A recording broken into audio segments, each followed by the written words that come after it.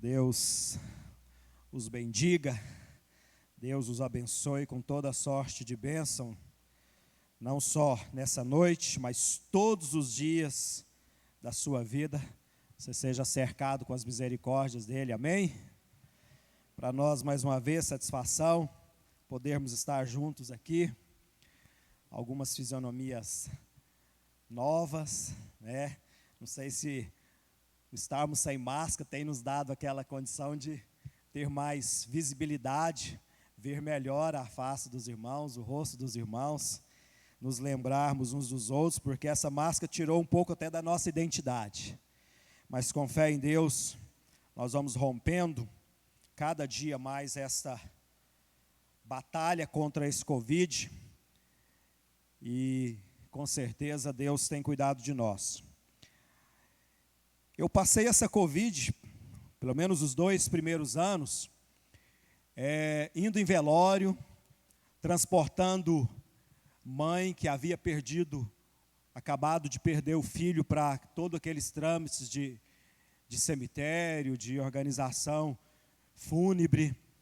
E Deus, de uma forma muito graciosa, nos guardou. E esses dias atrás surgiu aí uns sintomas de gripe e resolvemos fazer um teste, deu positivo.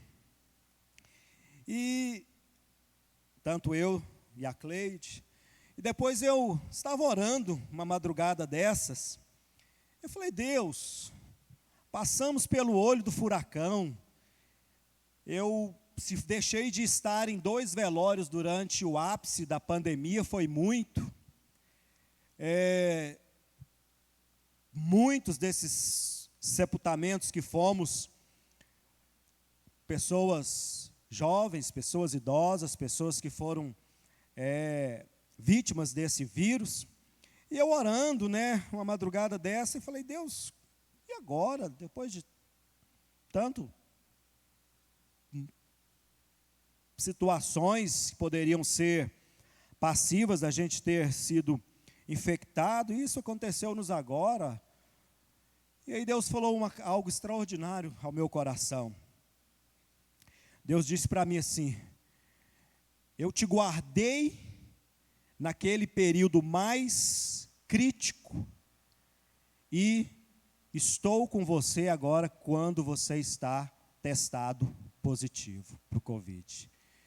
E eu falei, não poderia ser uma resposta melhor. Eu não estava indagando, eu não estava assim questionando Deus, mas eu fiquei assim um pouco surpreso, porque vira e mexe, eu mais o pastor Manel conversávamos aqui, falávamos, nós ficamos assim bem à frente, na linha de frente mesmo, durante os 2 primeiros anos dessa Covid, e estávamos praticamente em todos os velórios que nos eram comunicados, por mais que a gente sabia que não tinha aquele período de velório, mas a gente se fazia presente ali para assistir as famílias, para levar a solidariedade da igreja. E eu então me peguei a orar naquele momento, e eu sentia-se muito consolado, confortado. E eu falei, na primeira oportunidade que eu tiver, eu quero dizer isso para a igreja, até para que a gente entenda e continue crendo, que por mais que às vezes você tenha testado positivo, venha a ser nos próximos dias. Agora há pouco alguém me mandou uma mensagem pedindo que nós orássemos por ele, pela esposa, que a esposa já havia dado testado positivo e que ele também acreditava que ele já estava também, pedindo oração. Então nós não podemos baixar a guarda. E eu confesso que eu acho que eu baixei um pouco a guarda nesses dias, posterior àquele ápice do contágio e da fase mais crítica da doença. Então não baixe a sua guarda, não deixe de orar, não deixe de buscar blindagem de Deus, proteção de Deus, porque isso vai fazer toda a diferença. Amém? Eu quero trazer um assunto da nossa campanha. Tem alguém que não tem o cartão de campanha e gostaria de pegar o cartão? Faz um sinal com a sua mão aí. Temos. Meu nobre amigo Jean, por favor. Temos algumas pessoas ali, outras ali. Nós estamos caminhando para o encerramento dessa campanha, não é hoje a última semana, nós estamos aí na penúltima, e nós vamos hoje tratar de um assunto muito importante, um assunto que é realmente algo que dificilmente não passamos por ele. E o tema dessa campanha é superando obstáculos para alcançarmos a vitória. E o obstáculo, nós vamos falar dele nessa noite, é o medo. E eu confesso para você que eu acho que eu estou com muita propriedade para falar desse assunto, até porque, como eu havia falado para vocês agora há pouco, nós passamos assim, nesse processo mais crítico do Covid, bem presentes em todas as situações. Em alguns casos, assistimos assim com bastante proximidade, famílias, e Deus trouxe muita confiança, muita segurança, muita tranquilidade para o nosso coração. E eu confesso que eu acredito que nesses 2 anos que se passaram mais críticos dessa Covid, nós oramos muito, nós clamamos muito, nós jejuamos, nós tivemos assim bastante ações pertinentes a que vivêssemos assim uma manifestação muito grande de Deus. E eu acredito que se você está aqui é porque você foi alvo dessa manifestação, desse favor, dessa graça de Deus. E alguns dias atrás, nós passamos por uma situação que talvez envolvesse essa particularidade agora de medo, de insegurança, de a possibilidade de perder alguém tão próximo. E eu confesso que Deus, de uma certa forma, trouxe algo extraordinário ao nosso coração a respeito disso. Eu quero ler com você um versículo lá em 1 João, capítulo 4. 1 João, lá pertinho de Apocalipse, enquanto você localiza aí. Eu quero chamar a sua atenção para esse texto. Nós vamos ler um versículo no capítulo 4, 1 João capítulo 4, depois nós vamos lá no capítulo 3, mas eu quero ler um versículo aí, no capítulo 4 primeiro, e depois ir lá no capítulo 3 e também discorrer um pouco sobre esse assunto. 1 João, capítulo 4, um capítulo muito interessante esse, dessa primeira carta de João, e eu quero chamar sua atenção para uma particularidade que vai acrescentar com certeza a você e a mim algo sobrenatural de Deus nessa noite. Nós vamos ler o verso 18. O verso 18 diz assim: no amor não há medo, antes, o perfeito amor lança fora o medo, porque o medo tem consigo a pena. O que teme não é perfeito em amor.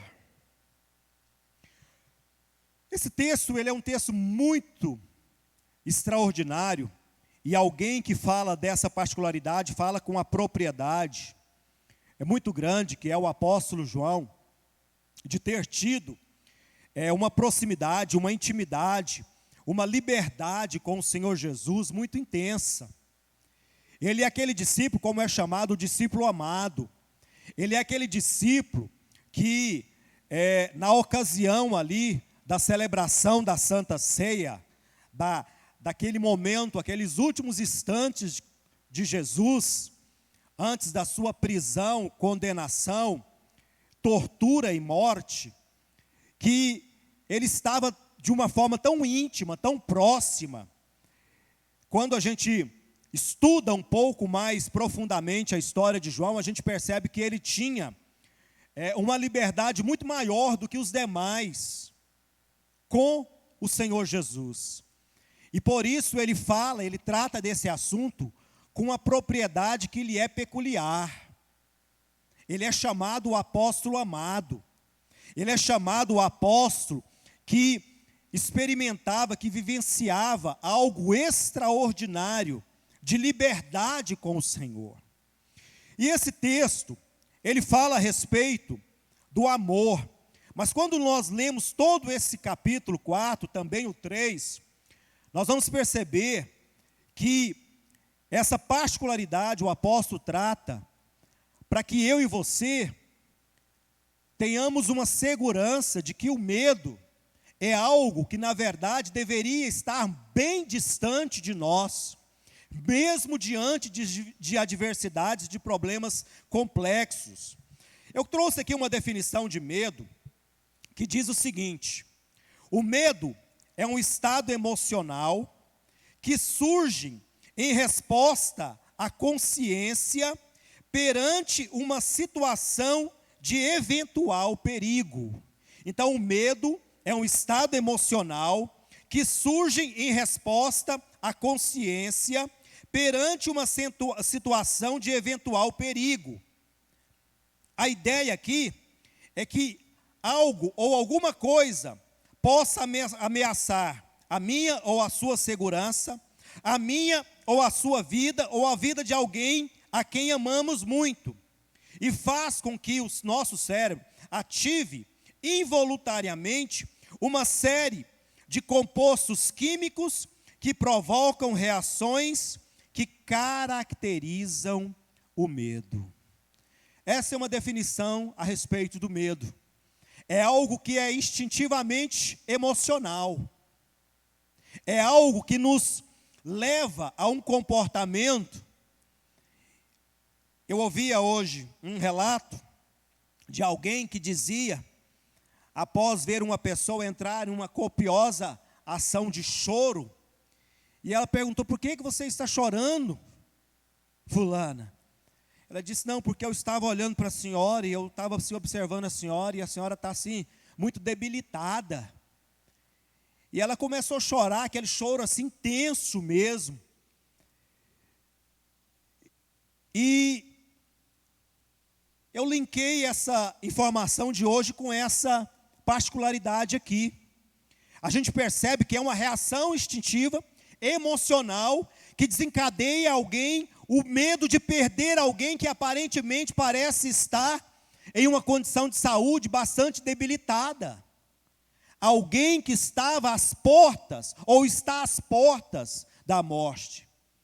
E, como eu dizia alguns meses atrás, foi detectado um aneurisma na minha mãe, e aí, a priori, bateu aquela insegurança, aquele medo da perda, porque de pronto já soubemos que era algo cirúrgico, e que não era uma situação assim, era uma situação muito delicada, mas eu me peguei a orar muito, e depois daquela informação, e eu regar aquela informação de oração, a segurança brotou, aquele sentimento de que não ia dar em nada aquele problema, de que aquela situação seria resolvida, lançou fora o medo. E nós sabemos que quando nós nos pomos a orar, é porque nós estamos estreitando um relacionamento com Deus, e estamos estabelecendo o resultado também daquilo que esperamos. Porque a oração, o que diz a palavra de Deus em Hebreus? A oração é a certeza das coisas que você espera. Eu falei oração, né? Mas a Bíblia diz que o quê? Que há fé. Mas quando você ora com fé ou você ora sem fé? Quando você clama a Deus, você clama por uma questão meramente religiosa, porque já é um costume, já é algo de praxe, é alguma coisa que você faz assim naturalmente, ou é porque de fato você o faz com aquela perspectiva, com aquela determinação de que o resultado vai se basear naquilo que você está clamando, falando e pedindo ao seu Deus. E aí eu vou reformular o texto. A fé é a certeza das coisas que se espera e a convicção de fatos que você não está vendo. E quando o apóstolo João aqui trata desse assunto, e eu quero ir um pouquinho antes do versículo 18 que lemos, quando no versículo 15 ele diz assim: qualquer que confessar que Jesus é o Filho de Deus, Deus está nele e ele em Deus. E nós conhecemos e cremos no amor que Deus nos tem. Deus é amor, e quem está em amor está em Deus, e Deus nele.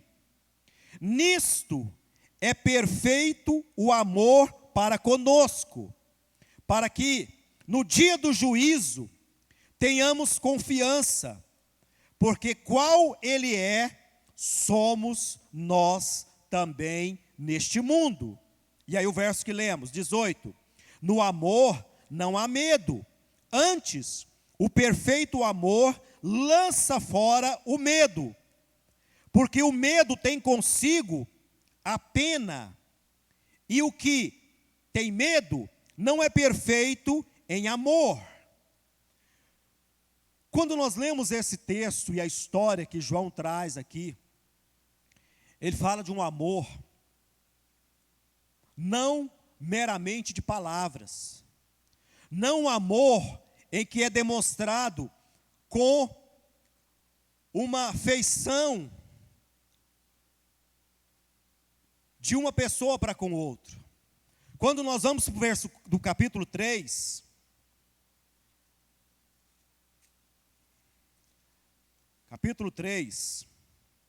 o verso 18, engraçado, né?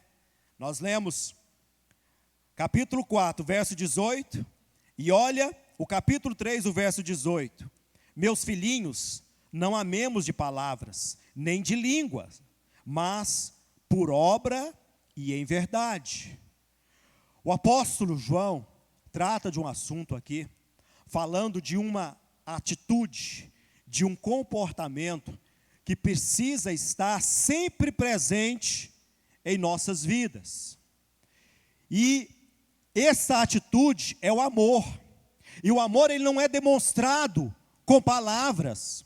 Ele deixa claro aqui que ele não é demonstrado por língua, mas de fato e de verdade.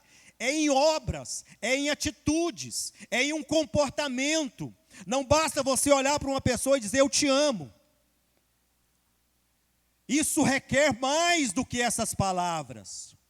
Essa demonstração desse amor deve, ou exige, ou espera que você esteja sempre de prontidão, esteja sempre à disposição, esteja sempre pronto a ajudar essa pessoa com o que você tem, com o que você veste, com o que você come.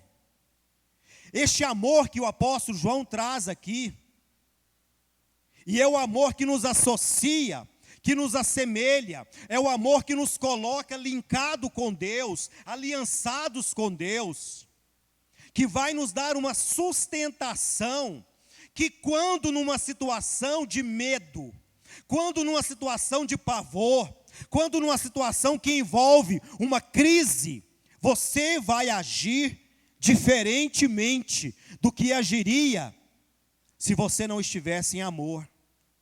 Quando você estiver diante de uma situação, de uma circunstância oposta, de uma adversidade muito grande, se a sua vida estiver regada de práticas diárias,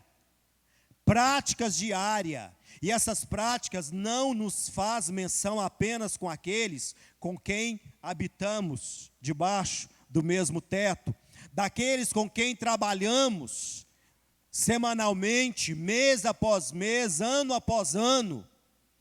Esta atitude diz respeito a pessoas que talvez sequer você jamais tenha trocado uma palavra com ela.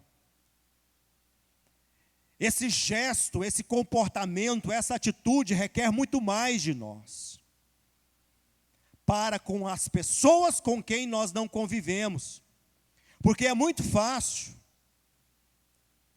com quem nós temos um relacionamento, nós temos ações práticas, ações como essa que o apóstolo descreveu aqui, que não é um amor de palavras e nem apenas de língua, mas de atitudes, de comportamento, com quem nós nos colocamos aparelhado diante daquela situação com a qual aquela pessoa está passando, com aquela pessoa que você estende. Eu essa semana, ontem, mais propriamente ontem, e hoje, eu saí para demandar ou pleitear algo por alguém, para uma pessoa que estava com uma determinada necessidade, e o objetivo era viabilizar uma melhor qualidade para aquela pessoa, algo que viesse trazer para aquela pessoa uma condição emocional, psicológica e financeira, que lhe desse um pouco de refrigério na alma. Então nós precisamos ser pessoas que têm um comportamento, porque isso vai resultar numa situação oposta, totalmente diferente, de um comportamento totalmente diferente, o qual eu e você vamos adotar quando estivermos diante de uma situação totalmente como essa que lemos aqui a respeito do medo. Eu não sei se você já viu alguma situação em que a situação era totalmente desfavorável e o comportamento da pessoa fez com que os próximos capítulos daquela história fossem totalmente diferentes. Mas isso só acontece em alguém que está no nível que o apóstolo João chama eu e você a vivermos, de alguém que de fato se associa a Deus, numa relação de amor a Ele e ao seu próximo. Por isso que Jesus disse aquilo, que nós devemos amar como a nós mesmos. E ninguém fere, machuca a sua própria carne. Quando a palavra de Deus traz esse assunto de amor, e Ele mostra o comportamento que precisa ser adotado por nós, e sobretudo, volto a dizer, que é acerca daqueles com quem nós não temos relacionamento com eles. É aquele que encontramos no sinaleiro, é aquele que muitas vezes bate a nossa porta, toca a campainha, é aquele que muitas vezes chega no nosso vidro do nosso carro, e às vezes a gente sequer se dá ao prazer de dizer, estou sem nenhum dinheiro aqui, mas quem sabe numa próxima vez. Mas é muito mais fácil você ignorar, olhar para cá, se a pessoa está de cá, olhar para cá se a pessoa está de cá, e não nos condoermos com aquela pessoa, não sentirmos a dor, não nos compadecermos daquela pessoa. Esses dias eu usei uma roupa e falei, essa roupa aqui, eu acho que está em bom uso, mas eu acho que tem alguém que vai ser mais útil para essa pessoa do que para mim. E eu não sei para quem vai ser, mas será que você faz isso lá no seu guarda-roupa? Será que você tem o cuidado de às vezes olhar lá, nossa, eu estou com tanto pacote de macarrão aqui, acho que eu não vou consumir isso nos próximos 2 meses aqui na minha casa. Vou levar para a cesta básica lá da igreja. E eu vou aproveitar a deixa, porque hoje é quarta, sexta-feira, uma pessoa pediu, e a gente, como é de praxe, a gente sempre, difícil um dia que não bate alguém aqui na porta pedindo uma cesta básica. E eu olhei lá, nossa, mas estava assim tão desfalcado, e eu falei, a gente precisa fazer um apelo na igreja. E às vezes, a nossa despensa vai perder alguma coisa, e a gente não se atenta para isso. Que tem pessoas, nós temos extensão de apoio do Arroz Cristal, eles fornecem macarrão e feijão. E eu costumo fazer os pacotes e deixar no meu carro. Tem dia que o Wesley entra ali, ele tem que ver onde que ele vai sentar, o lado que ele vai sentar, para ele não pisar em cima dos pacotes que ficam ali no carro.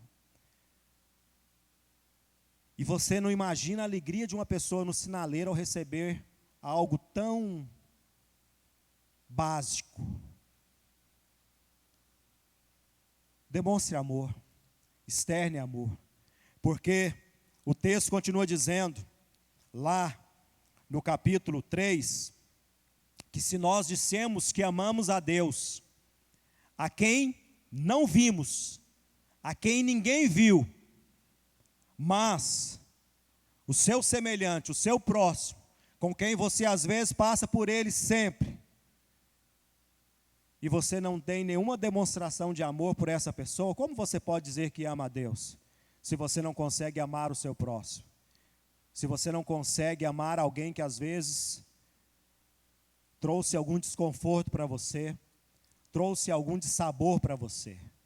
O amor, ele precisa ser demonstrado principalmente com aquelas pessoas que às vezes nos feriram, nos machucaram, nos subtraiu alguma coisa. É difícil amar alguém assim, né? Alguém que às vezes entrou na sua casa, levou sua televisão, levou seu micro-ondas, levou seu forno, mexeu, bagunçou sua casa toda.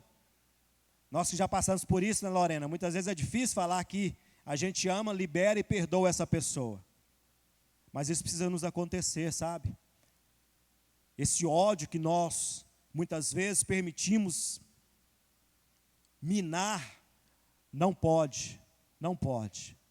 E o amor que o apóstolo descreve aqui, é um amor que nos leva a entender que ele vai fazer a diferença. E quando você estiver diante de uma situação que o medo iria bater a sua porta, que o medo ia tomar conta das suas emoções, desestabilizar você, você vai perceber que o verdadeiro amor vai lançar fora todo o medo. E você não vai ser vítima desse sentimento. Você não vai ser tomado por esse sentimento.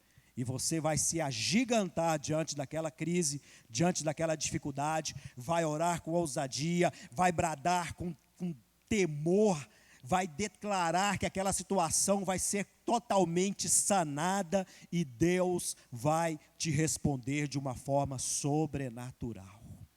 Amém? Eu quero que você pense em alguém com quem talvez você tenha mágoa, com relação a alguém que talvez te feriu, te machucou demais, e que você talvez ainda não conseguiu sequer liberar o perdão para essa pessoa, que você não conseguiu realmente estar livre daquele sentimento que muitas vezes mantém vocês aprisionados um ao outro.